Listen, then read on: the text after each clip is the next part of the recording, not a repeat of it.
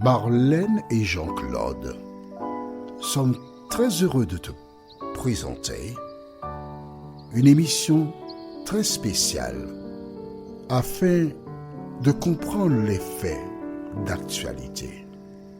Merci pour ta fidélité. Merci d'être fidèle à la parole de Dieu. Merci de chercher à la mettre en pratique et mettre de côté toutes les informations que tu as reçues. Aujourd'hui, nous verrons les saints.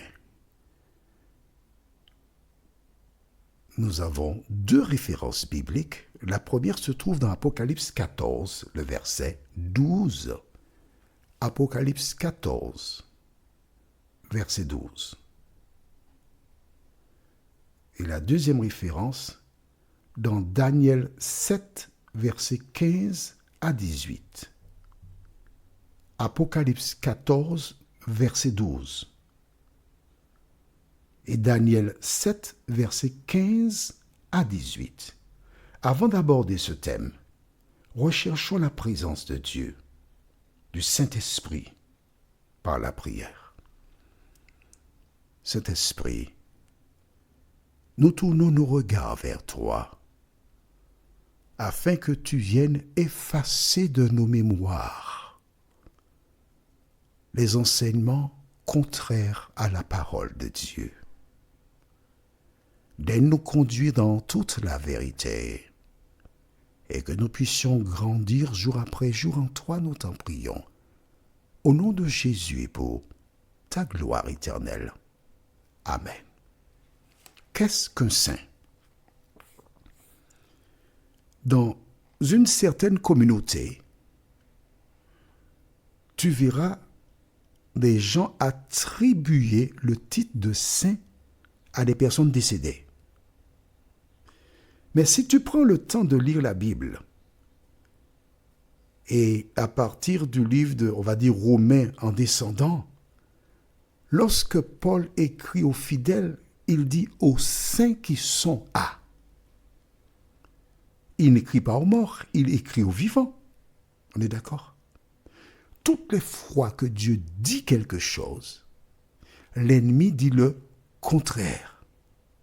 Dans Apocalypse 14, verset 12, dans les versions secondes, tu trouveras cette désignation. C'est ici la persévérance des saints qui, pronom relatif, qui gardent les commandements de Dieu et qui ont la foi de Jésus. On va expliquer ça pour que tu comprennes. Les saints qui gardent, la Bible ne dit pas qui gardèrent passé, qui garderont futur, mais qui gardent. Exemple, la voiture qui roule, ça indique l'action. La voiture qui est garée, ça indique que le véhicule est garé et ne roule pas. D'accord? La Bible déclare, c'est ici la persévérance des saints qui gardent. Donc, la pratique des saints, c'est qu'ils gardent les commandements de Dieu et qu'ils ont la foi de Jésus. Je lis cette même référence au livre de Apocalypse 14, 12, mais dans la version Le Semeur. C'est un peu élaboré, mais c'est la même idée. Que dit la Bible? C'est là que les membres du peuple de Dieu, ceux qui obéissent aux commandements de Dieu et vivent selon la foi en Jésus, doivent faire preuve d'endurance, c'est-à-dire qu'ils doivent persévérer. Et ça, c'est la version Le Semeur. Du temps d'Élie, toutes ces personnes qui ont abandonné l'Éternel pour suivre Baal n'étaient pas des saints. Les saints sont Élie, qui est resté fidèle à l'Éternel, et les 7000 dont Dieu a mentionné, c'était ça, les saints. Donc tu vois que c'est un reste. Et nous aurons l'occasion de revoir cette référence où Dieu déclare que c'est un reste qui sera sauvé. Nous verrons cela dans à peu près, je peux te dire ça, dans 3 études. Ok? Tu découvriras cela. Mais en attendant, les saints, est-ce qu'ils existaient déjà avant? Tu as déjà compris que du temps d'Élie, c'était des saints.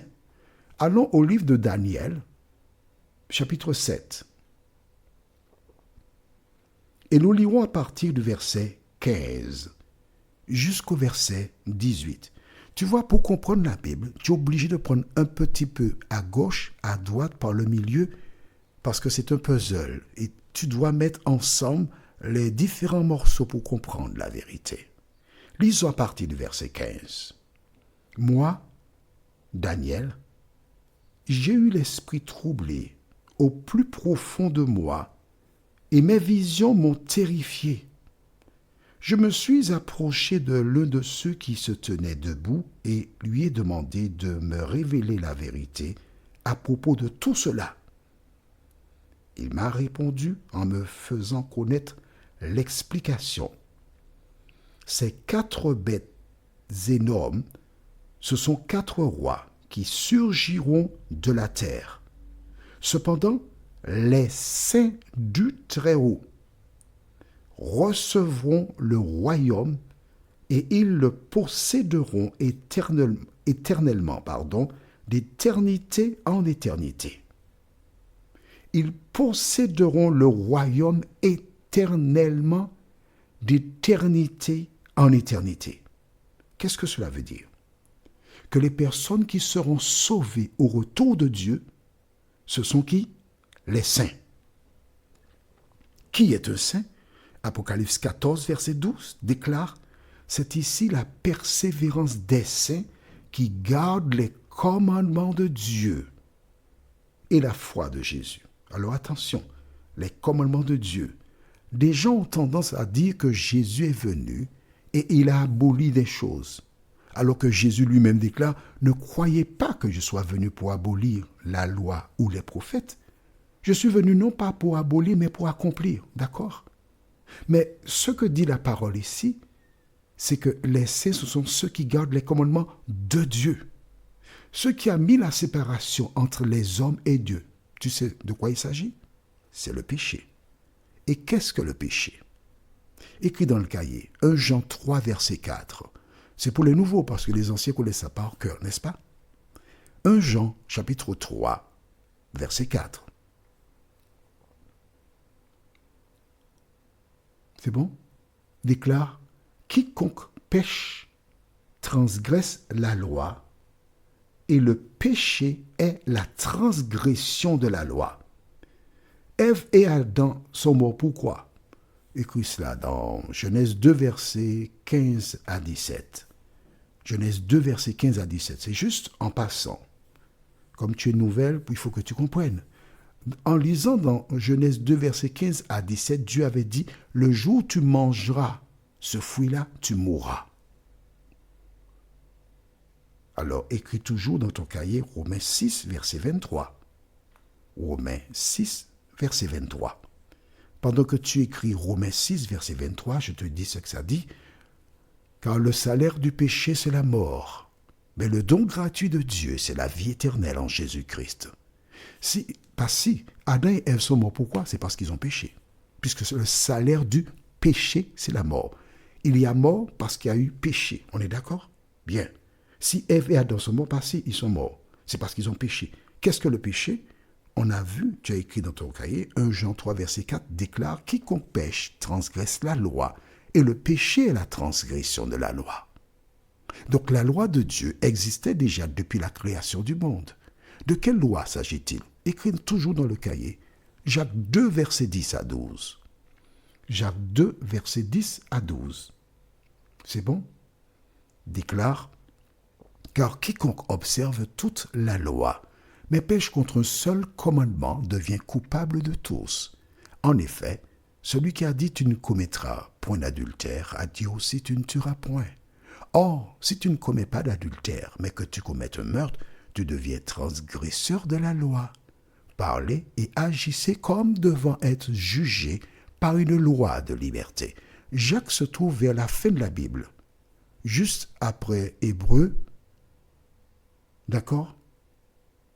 Tu as Jacques, 1 Pierre, 2 Pierre, 1 Jean, 2 Jean, 3 Jean, ensuite Jude, puis Apocalypse. dans le Nouveau Testament. Je rappelle que la loi ne sauve personne, c'est seulement le sang de Jésus qui sauve l'homme du péché. Mais une fois que tu as accepté Jésus, qu'est-ce qu'il dit? La femme surprise en flagrant délit d'adultère, Jésus lui a dit, va et ne, dis-moi, et ne pêche plus, ne recommence pas à transgresser la loi. Prions, notre Seigneur et notre Dieu. Nous sommes heureux de découvrir que un jour Jésus viendra chercher ses enfants, mais ces personnes sont des saints. Nous avons commencé à aborder ce thème, mais nous le ferons encore plus profondément au fur et à mesure. En attendant, permets que tes enfants prennent le cahier, lisent à nouveau les versets, écoute encore l'audio, et cet esprit daigne toi-même continuer l'œuvre dans leur cœur, au nom de Jésus pour ta gloire éternelle. Amen. Que l'Éternel continue de te faire du bien et il me tarde de te retrouver. Nous sommes parvenus au terme de notre réflexion. Si d'aventure tu as une question, il te suffit d'envoyer un message par le biais de WhatsApp au numéro suivant, plus 596 696 88 93 93. Et alors Jean-Claude, moi, je me ferai un réel plaisir de répondre à ta question.